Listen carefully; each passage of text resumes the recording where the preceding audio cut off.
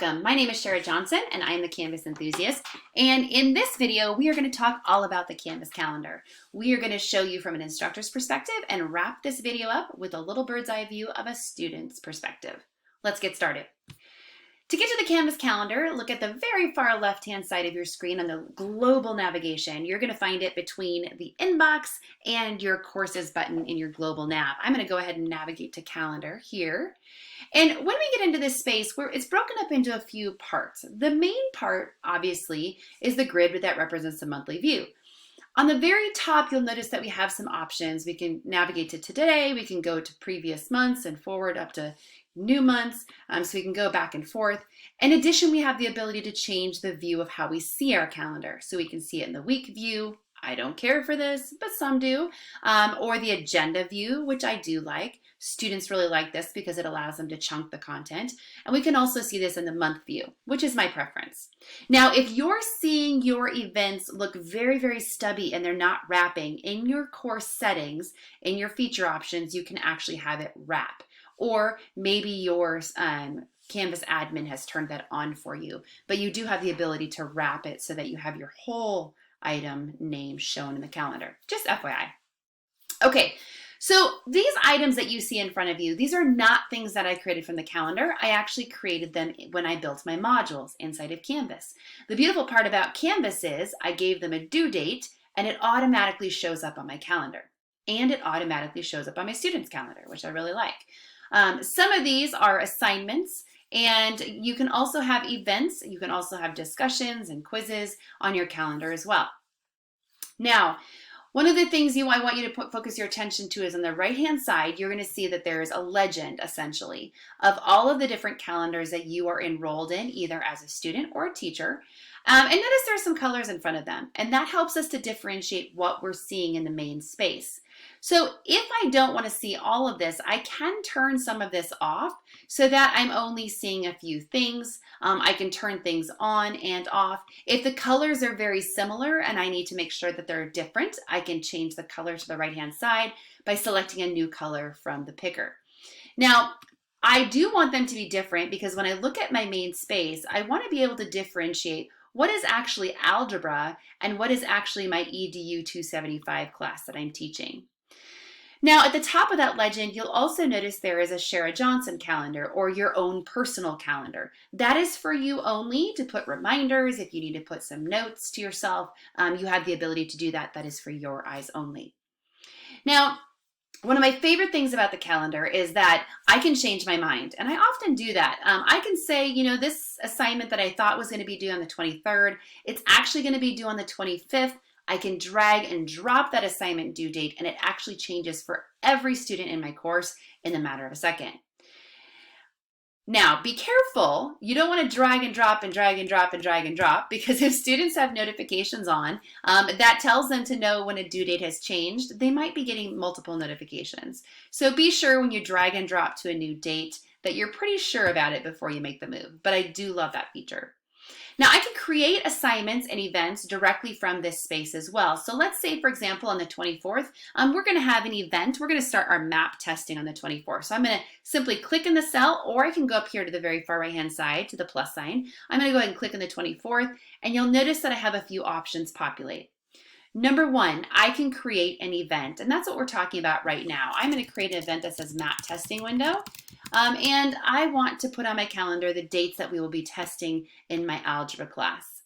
Now, I'm going to leave the times open because I want to show you a trick. I am going to say the location, which is in my room, 104, and I want to make sure to put this on the correct calendar, so I would put this on my algebra calendar. We want this to populate on algebra. But do know at the very top of your page, you do have the ability to create an assignment from this space as well. I can give it a title, a due date, select the calendar again, choose my assignment group, and I can publish it. If I want to give it more details though, actually give it meat, like a prompt and directions about what I expect, I would need to go into this more options area to give it some more structure. I can put things on my to-do list. If you are a student, you will see this tab. If you're not a student in a course, you may not see this tab, and that's okay. But students have the ability to put to-do items on their calendar to remind themselves of things coming up. Maybe they have practice, maybe they need to study with a partner, whatever the case might be. This just puts a reminder for them on their to-do list. The last one, which is one of my favorite things, is the appointment group. And this allows teachers to create slots for people to sign up with them, either to make one-on-one appointments or small group appointments, so that they're able to select that time from their calendar, and then the actual instructor is able to see who has signed up for those time slots. I love, love, love this feature, and I do have a whole video that is just committed to this feature, so please look for that. Now we're going to go back to event, and I'm going to go ahead and just press submit. Notice my map testing window populated on my screen. I do have the ability, if you look really close, because I did not put any times, I didn't put, like, for example, 10 a.m. to noon, it shows up that I have a little black arrow when I go to the very far right-hand side. That allows me to actually span this event over days. Now, when I'm map testing, it's usually 1 or 2 days, possibly sometimes even 3 days. So I want to be able to drag and drop that over a set of number of days. Just as I showed you before, we change our mind, something happens, we can drag and drop that window to another time frame as well. Okay, in this space, you'll also notice that I have one of these items that's already crossed off. What that is telling me is I have already graded those assignments as a teacher. When it crosses off for me, it lets me know that I've already graded that work, which is kind of handy. From a student, it looks a little bit different, and we're going to show you that here in 1 minute. Now, before we leave this window pane, I want to show you 2 more things. On the very bottom far right-hand side, you'll see this undated. What that means is any assignments that are in your courses that you actually haven't given a due date to.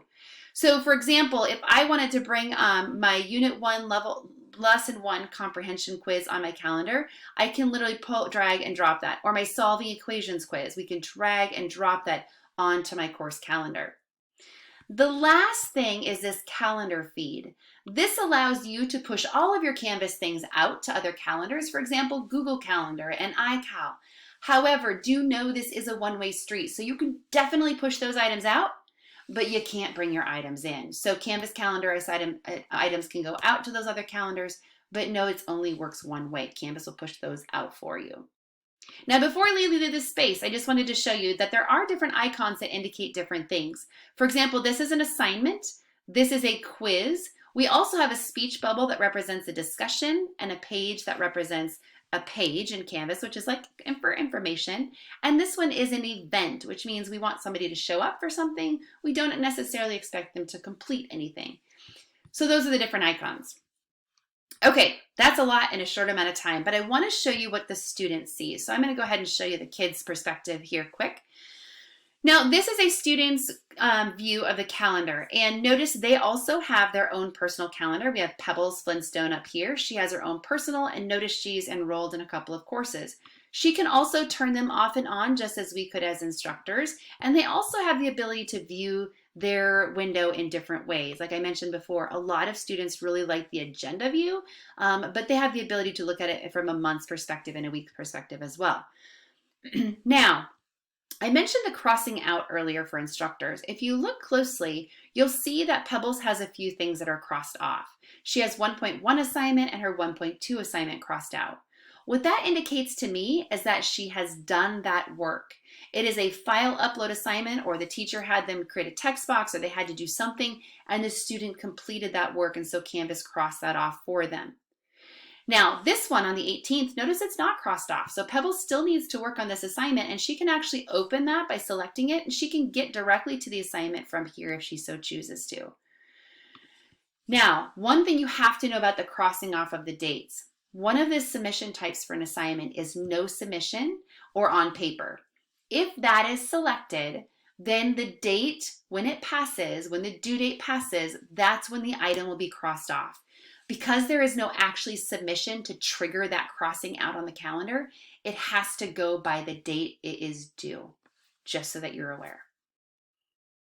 Okay, so that's a little bit about the calendar. We sure are glad that you joined us for this video. We hope to see you in another Canvas Enthusiast video soon. Like I mentioned earlier, if you're interested in that appointment group, please check that out in my next video. And otherwise, have a great day.